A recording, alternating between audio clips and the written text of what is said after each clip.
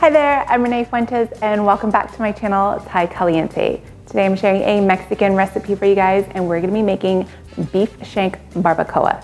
So beef shank in Spanish is Chamorro de res.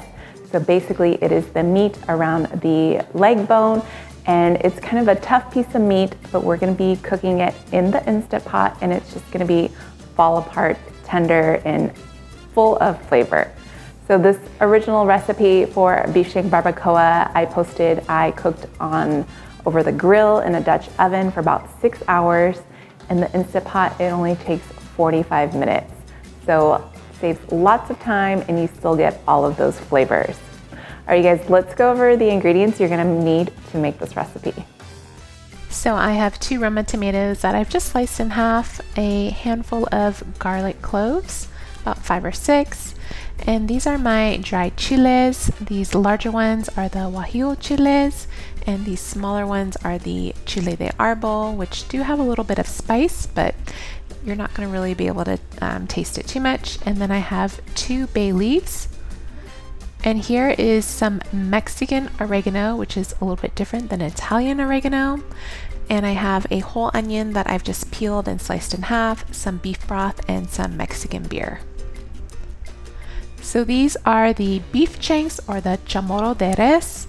So it's the meat around the leg of the cow, and you can see it has the bone along with the bone marrow. So you want to do is season the each piece with salt and pepper, and then we're going to sear it right in the Instant Pot. If you're using a Dutch oven, then go ahead and do that on the stove. But once you get a couple minutes, you'll see that you kind of get some coloring and some caramelization. That's just going to give it even more flavor. So go ahead and continue the process until all of the beef shanks are done.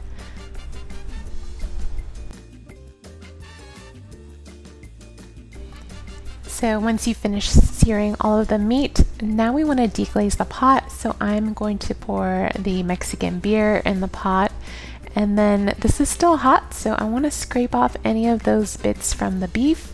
And then I'm also adding 2 cups of beef broth and then placing the pieces of meat back into the Instant Pot.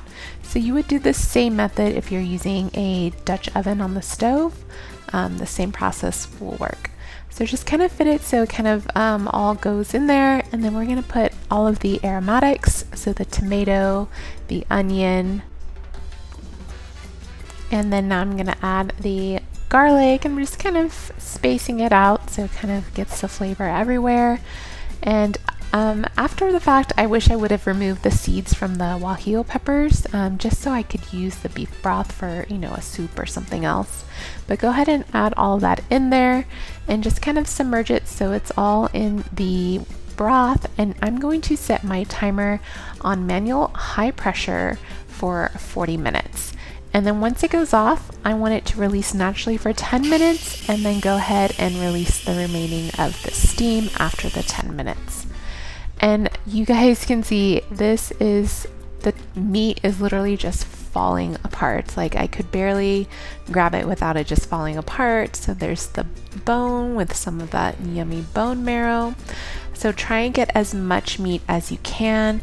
And you can see there's still quite a bit of grease in the pot. So I'm actually going to strain all this broth and then just save, discard, all the aromatics and just save the broth and add it a little bit to the beef. But oh my gosh, you guys, I'm just moving it around and it's just shredding right on its own and falling apart.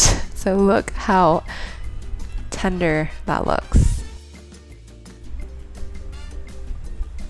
So like I said, I reserved the beef broth. I strained it all out.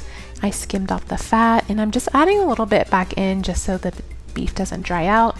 You do want to taste it to make sure it doesn't need any more seasoning. If it does, you can add a little bit more salt.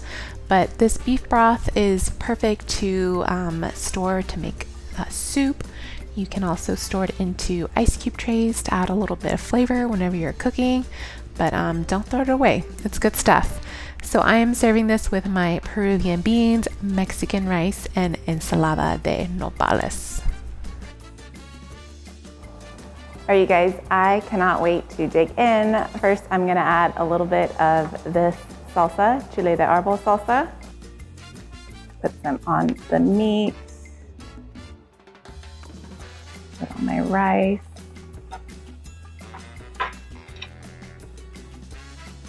You guys, look how tender.